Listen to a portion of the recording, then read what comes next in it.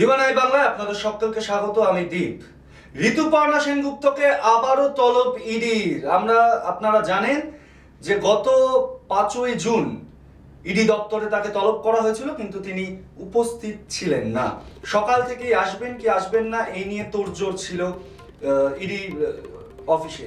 পরবর্তীকালে সিজিও কমপ্লেক্সের ইডি দপ্তর থেকে আবারও 19 জুন তাকে তলব করা হয়েছে।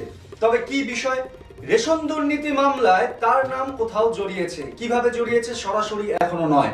সূত্রের খবর, যারা অভিযুক্ত বর্তমান সময় দাঁড়িয়ে ইডি যাদের গ্রেফতার অর্থাৎ জিজ্ঞাসাবাদের জন্য তাদের আটক করে রেখেছে এবং জিজ্ঞাসাবাদ করা হচ্ছে, সেখানে তাদেরই যারা অভিযুক্ত তাদের কিছু কোম্পানির থেকে ঋতুপর্ণা সেনগুপ্তর অ্যাকাউন্টে ক্ষণে ক্ষণে কিছু টাকা ঢুকেছে, এমনই কিন্তু বিস্ফোরক দাবি ইডি সূত্রের।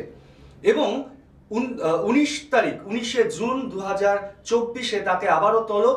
এবং সূত্রের যা খবর, যে সকল প্রশ্ন থাকতে পারে যে এই যে টাকা তিনি কেন নিয়েছেন, কিসের স্বার্থে নিয়েছেন, রেশন দুর্নীতির সাথে তার কি কোনো রকম কোনো সম্পর্ক আছে, এই বিষয়ে কিন্তু জিজ্ঞাসাবাদ করা হবে, এমনই সূত্র মারফত খবর।